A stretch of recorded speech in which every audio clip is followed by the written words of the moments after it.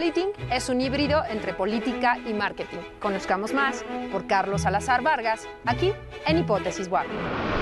Yo creo que toda una generación de nosotros lo que hizo en forma abusiva e irresponsable fue tomar la mercadotecnia, o el mercadeo, como dicen en Colombia, o el marketing, y meterlo a la política. Y quedó el marketing político. Tremendo show. Más aún, ahora cualquier político no se pregunta si hay que invertir o no en marketing político, sino cuánto hay que invertir en él. Todo político que se respete y que quiera trabajar con efectividad tiene que hacer su campaña en torno a la mercadotecnia política. Eso es incuestionable.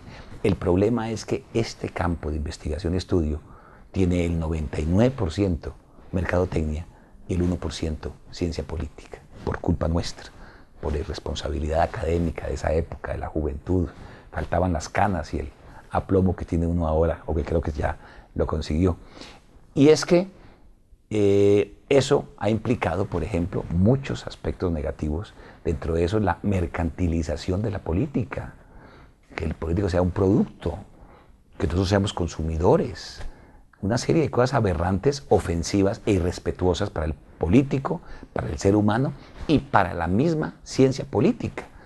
Yo me acuerdo, yo tengo una maestría en estudios políticos, yo soy administrador de empresas, con énfasis en mercadotecnia, tengo un posgrado en mercadotecnia, una maestría en estudios políticos. Cuando yo estudié esa maestría en la Universidad Javeriana, yo vi una materia que se llamaba comportamiento del elector. Ahora se ve es comportamiento del consumidor. ¿Quién ha dicho que somos nosotros consumidores de ideas? Lo voy a repetir. Después estuve en Inglaterra, becado por la reina, y fue una experiencia bien interesante. Yo soy de un pueblo, nací en una finca de Timana, Huila, y llegué pues a la que creo que es la mejor universidad del mundo, la London School of Economics, la LSE. Ahí estudié políticas públicas, pero fui engañado. Yo fui a estudiar administración pública y política. Los ingleses cuando llegué me dijeron, mire, hicimos unos cambios, unos ajustes. Yo pensé que los cambios o ajustes eran como hacemos en Colombia o en México, que el nombre no importaba mucho. Y lo que yo aprendí fue public policy, políticas públicas y administración. El 90% de lo que yo aprendí fue esto. Entonces, cuando llegué a Colombia, comencé a pensar lo mal que estamos nosotros sin hacer esas distinciones, mercantilizando la política, tratando al que sabe políticas públicas como político, sin que sea político. Eso genera a que el empleado público, que no debe ser político, se meta a hacer política. Cuando llega un político, hablo de Colombia, aunque somos muy parecidos, cuando llega un político a una institución, o es elegido un político, cambia todo el mundo, tiemblan los porteros. El portero, ¿por qué tiene que temblar si no tiene por qué ser político?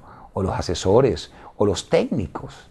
Entonces, esa distinción entre política y los que hacen las políticas es bien importante. Hay muchas consecuencias de esa irresponsabilidad y de esa confusión que tenemos de la palabra política. Yo no sé por qué hay una creencia ridícula que el marketing o la mercadotecnia es manipular a la gente y hay que hacerlo sin ética. Un marketing sin ética no existe, no tiene por qué darse. Por eso creo que se está trabajando muy mal y de ahí el gran aporte de la Benemérita Universidad Autónoma de Puebla, que piensan replicarlo en mi país. Afortunadamente, nadie es profeta en su tierra. Ya vieron el libro, les llegó allá y quieren reproducirlo. En ese sentido, es por eso, porque las cosas hay que comenzar a aplicarlas bien. El objetivo de estos libros es comenzar a dilucidar, que nos demos la pela, como decimos en Colombia, el golpe, de comenzar a distinguir políticas con política e instituciones. Hay una frase muy interesante de Pierre Miller que dice que cada vez más hacer política como politics es hacer políticas públicas como policy. Es decir, al ciudadano no le debe interesar si el gobernante es negro, ahí está Estados Unidos, o si es guerrillero, o si es mujer, o si es hombre, o si es homosexual, o si es lesbiana. ¿Qué es lo que me debe interesar a mí? Que no me atraquen, que haya seguridad, que haya aire puro, que haya educación, que haya políticas públicas. Entonces, comenzando a distinguir esto, que lo tenemos revuelto, comenzamos a formar una serie de bases importantes para seguir avanzando en estos tres temas, en el tema de la política, en el tema de las políticas y en el tema de la institucionalidad que tanta falta le hace a esos países de América Latina. Cuando uno va a otras partes del mundo ve instituciones de 200, 300 años y nosotros apenas con pocos años, queremos ya cambiarlas y las seguimos cambiando frecuentemente. El segundo aspecto es tratar de colaborar a los políticos. El marketing político es una herramienta muy interesante, pero bien hecha y comprendida. ¿Quién ha dicho que el marketing es manipulación? ¿Quién ha dicho que el marketing debe estar sin ética? ¿Quién ha dicho que la publicidad negra es aceptada para dar votos? Una serie de cuestiones, o más aún, eso de tratar al candidato como un producto, es una perfecta aberración. El candidato es un ser humano y los defectos que tiene sirven para posicionarlo. Ese distinguir a alguien por los defectos puede ser muy valioso. Otro aspecto que es ofensivo es considerar a todos los electores como consumidores. Adoptamos ideas.